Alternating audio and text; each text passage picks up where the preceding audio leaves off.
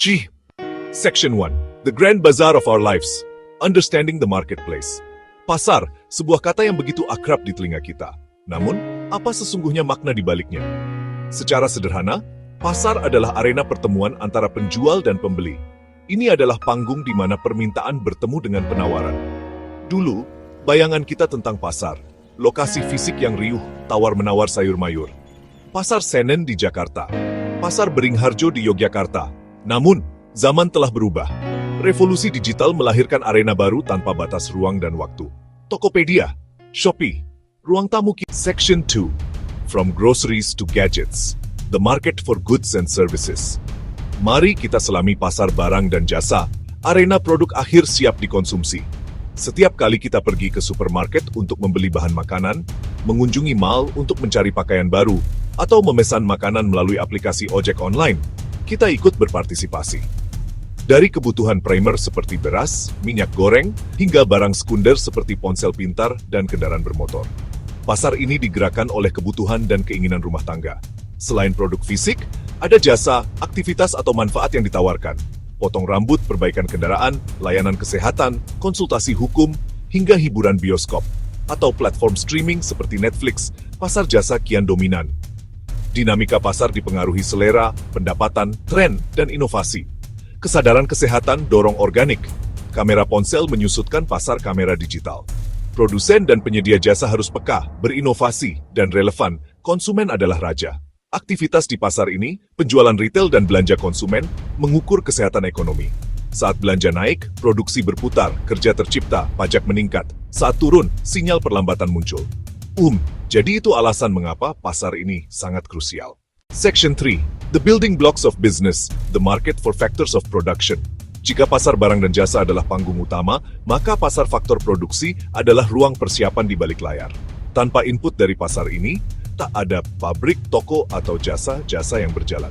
4 komponen, tenaga kerja, tanah, modal, dan kewirausahaan. Di pasar tenaga kerja yang diperdagangkan adalah waktu, keahlian, dan tenaga. Perusahaan membeli talenta, pekerja menjual kemampuan. Dari bursa kerja online hingga iklan koran dan pameran karier. Upah ditentukan keahlian, pengalaman, serta permintaan penawaran tiap posisi.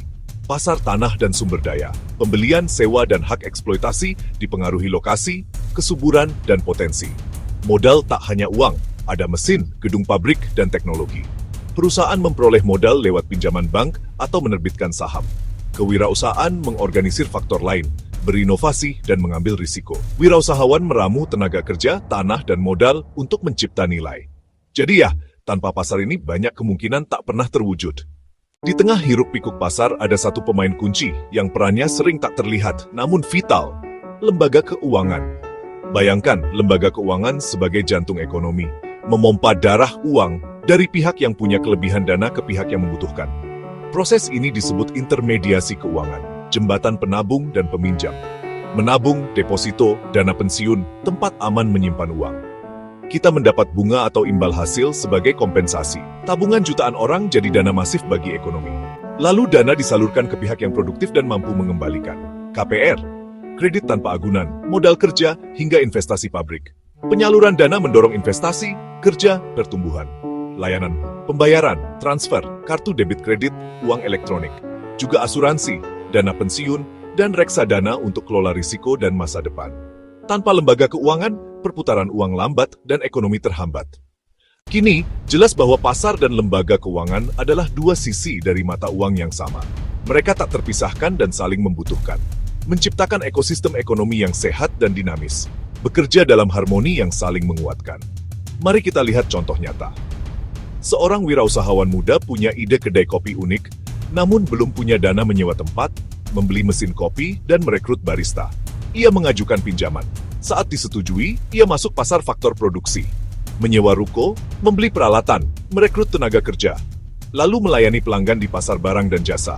Seorang karyawan ingin dananya tumbuh lebih dari bunga tabungan. Melalui perusahaan sekuritas, ia membeli saham di Bursa Efek Indonesia. Dana jadi modal riset. Saat sukses, harga saham naik dan investor diuntungkan. Pasar mencipta permintaan modal, lembaga keuangan memasoknya. Tanpa pasar dinamis, sulit menyalurkan dana. Tanpa lembaga keuangan efisien, ide layu. Memahami ini bikin kita lebih ngeh. Bagaimana uang berputar? bisnis tumbuh, dan tiap peran, penabung, peminjam, investor, konsumen, penting dalam orkestra ekonomi.